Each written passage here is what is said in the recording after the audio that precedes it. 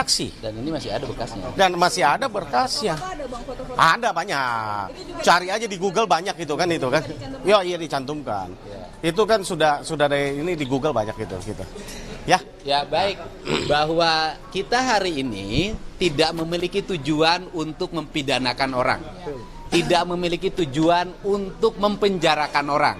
Kita punya tujuan untuk membebaskan orang. Nah kemudian menuju arah pembebasan itu harus melalui proses seperti ini. Karena ini jalan yang terbaik menuju pembebasan.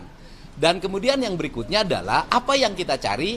Yang kita cari adalah rasa keadilan masyarakat. Yang bersalah harus dinyatakan bersalah dan yang tidak bersalah harus dibebaskan. Kemudian agar tidak terjadi simpang siur yang terus-menerus berkembang di masyarakat, sebaiknya Mabes Polri meskipun putusan hukumnya belum berubah karena kita baru mengajukan PK, tetap harus melakukan penyelidikan. Di antaranya investigasi yang harus dilakukan Mabes Polri adalah menentukan apakah peristiwa Eki dan Vina ini peristiwa pembunuhan atau peristiwa kecelakaan. Nah ini yang harus segera dilakukan oleh Mabes Polri. Saya pikir Mabes Polri memiliki kemampuan menganalisis peristiwa ini secara baik. Karena apa? Karena tahun 2016 itu belum jadul. Masih tahunnya adalah tahun digital. Handphone dari para terpidana masih ada. Itu kan tinggal handphonenya dinyalakan, kemudian dibuka handphonenya, itu akan terbuka kelihatan percakapannya, posisi para terpidana di mana, sehingga kita tidak cocok logi berdasarkan sains. Kemudian yang berikutnya juga saya meminta agar CCTV-nya juga dibuka. CCTV yang dibuka bisa dua. Yang pertama, kalau ingin mengejar tuduhan pelemparan, buka CCTV-nya Indomaret. Karena posisi mereka, SMP 11 itu di sampingnya ada Indomaret. Kalau kemudian CCTV terjadinya peristiwa kematian Eki dan Vina, itu kan ada di flyover. Kemudian dari sisi letak geografis, saya juga ada pertanyaan besar dari saya. Pertanyaan besarnya adalah, peristiwa Eki dan Vina meninggal itu di flyover berada di posisi Kabupaten Cirebon. Tetapi kenapa ditangani oleh Polresta Cirebon? Ini juga pertanyaan yang mesti dijawab sebenarnya dari sisi aspek SOP penanganan yang harus dilakukan. Itu saja pernyataan dari kami. Semoga pelaporan ini adalah pelaporan yang akan segera ditindaklanjuti. Dan hari ini Bareskrim Mabes Polri menjawab keraguan publik.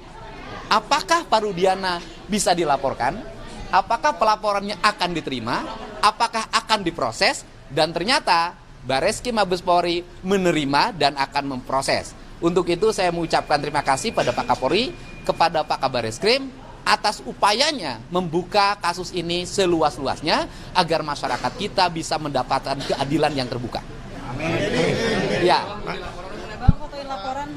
Kita hari ini tidak ngomongin tes DNA. Ini kan karena nanti merancui pelaporan di Bareskrim. Jadi fokus hari ini adalah fokus melaporkan Pak Rudiana ke Mabes Polri. Dalam bahasa sederhananya, ya kan, kau yang berjanji, kau yang mengingkari.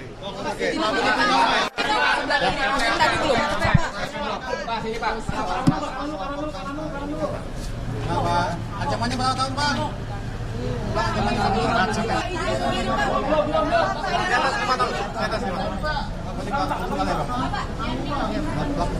Saya.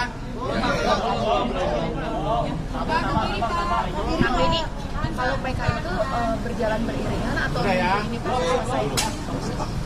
Kanan Pak, kanan Pak. Saat ini jadinya menunggu proses ini selesai. Oke, masalah pengajuan PK silakan abang yang jawab karena ini ranahnya kuasa hukum.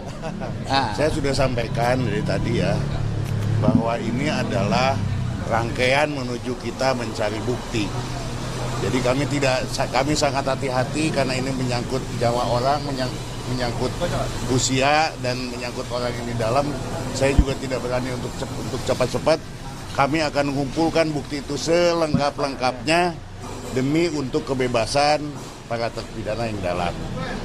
Hari ini mungkin kita sudah punya rancangan itu, tapi kami akan cross-check lagi, disesuaikan lagi dengan bukti-bukti lain, maka tunggulah waktunya. Saya kira tidak akan waktu lama kita akan mengajukan ini. Kira itu. Ya sebenarnya secara yuridis, kalau kemudian yang dilaporkan nanti terbukti dan kemudian statusnya berubah, itu sudah otomatis 7 terpidana harus bebas. Oke ya, makasih ya. Ya, teman-teman ya. Hah? Aduh. Ayo berbalik.